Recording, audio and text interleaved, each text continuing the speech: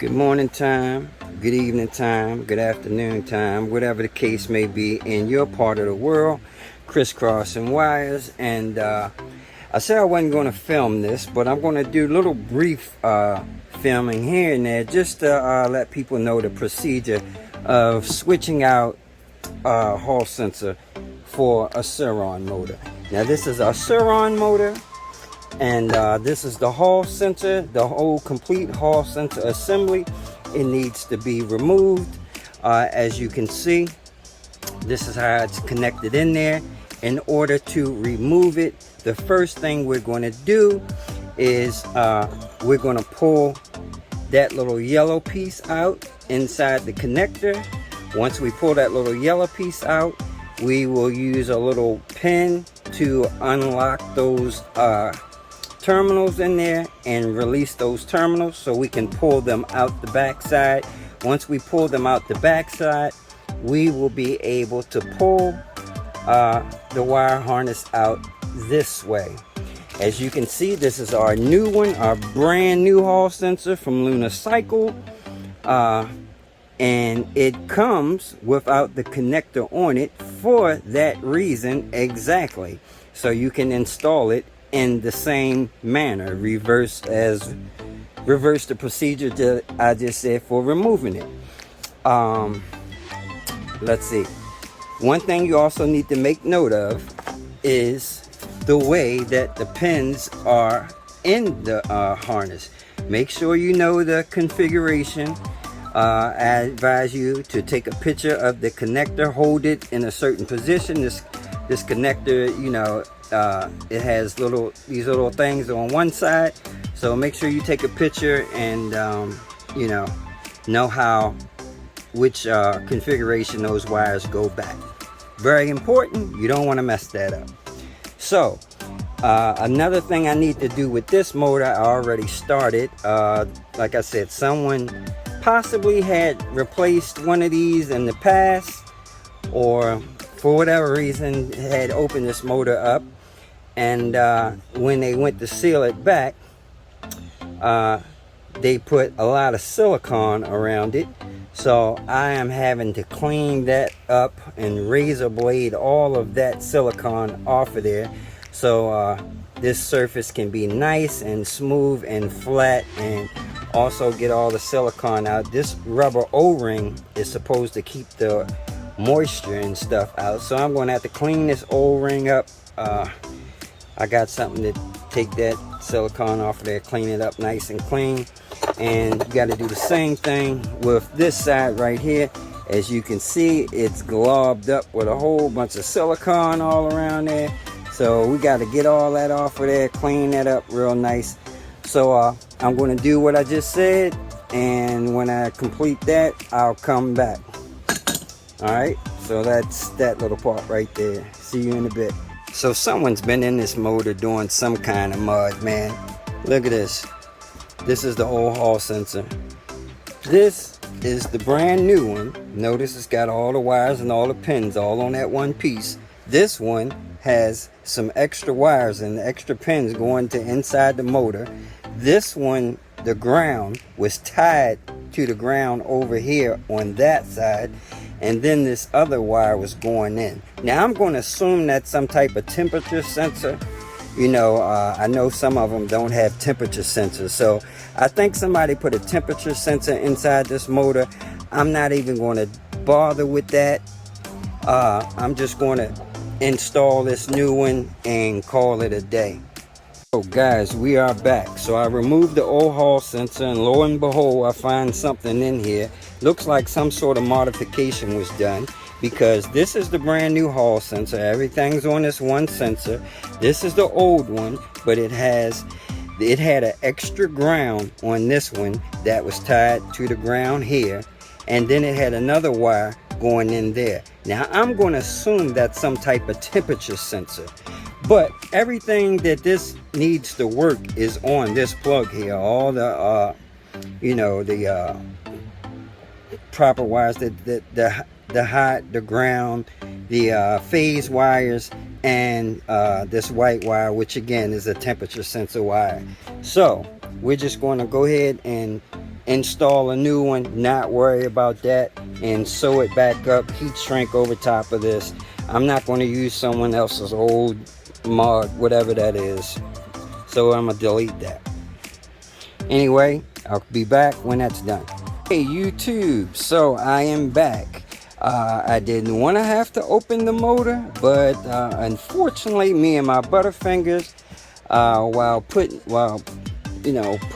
the hall sensor back on, dropped one of the little teeny tiny screws through that little hole right there. Of course it fell right through the hole and onto the motor, so I had to open it up. Anyway, great news. By me opening it up, at least I got to see and know that why this motor had been opened before, because it's got all brand new bits inside, man. That's a brand new rotor, it looks like a brand new stator, everything.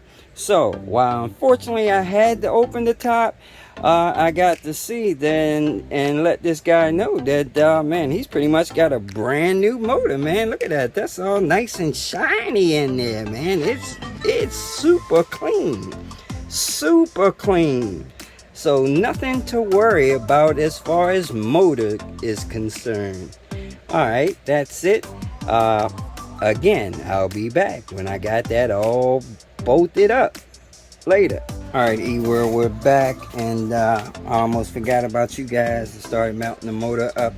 But anyway, so it's pretty simple. The side where the phase wires are goes closest to here. So the bolts go in, there's 4 bolts. One bolt goes in there, another bolt goes in there, but it's one of the long bolts.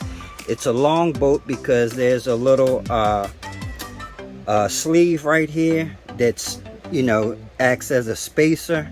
So a long bolt goes there, another long bolt goes here, and not only that, the bolt with the little square washers on it to keep it in the track, they go there as well, so it can pivot up and down and put tension on that belt.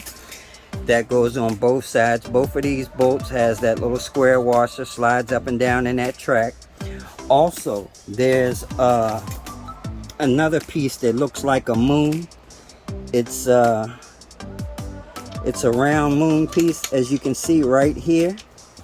And what that piece actually does is, if you look at it like this, I haven't tightened it up yet, but when you push on that, it will pivot the motor so it puts tension on the belt.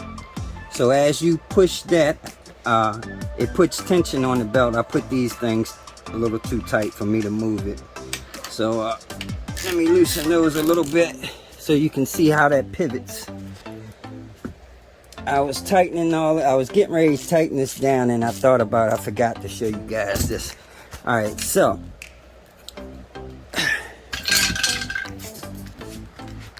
as you can see, the motor lifts up and they slide up in these tracks. I started tightening it down. I gotta loosen all that back up. But anyway, see how it just fell down when I loosened that bolt? But see that? See how that half moon piece rotates as it puts tension on the belt? So as you tighten this side over there, you can push down on that, and that will help put tension on the belt when you have that up. So that's all that does. Then you tighten everything down, and that's what we're going to do. Matter of fact,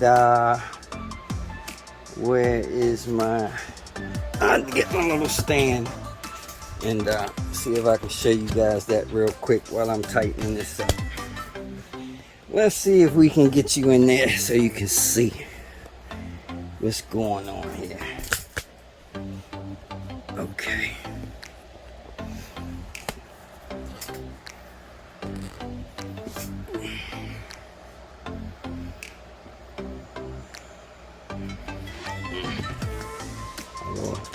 I'm gonna stand this one to act crazy right now. Alright. Turn it around like that. Okay. Alright, so let me get my ratchet. let me lift up on this, and let me get these a little bit of a tighten so it's not too loose. Put a little bit of tension on it so the motor kind of stays in place. Put a little bit more tension on this screw here, but as you can see, when I lift up on the motor and push that little moon piece down, that puts tension on the belt. Let me get this a little bit more tension.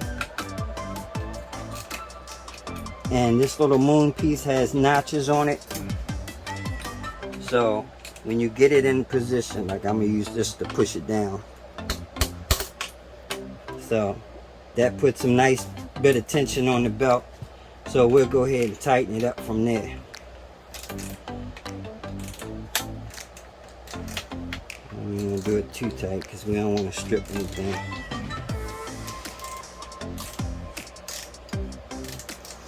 But once all that's locked down, it ain't going nowhere.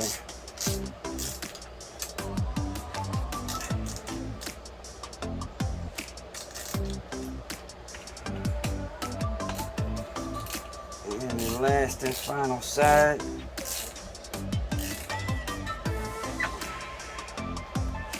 Alright, and the motor is locked in. And notice there's plenty of tension on that belt, as it should be. It should be nice and taut. Okay, so that's pretty much it. Got the motor mounted back in, and all the phase wires and the hall sensor harness is on this side. So we're gonna flip it back over and put the controller back up.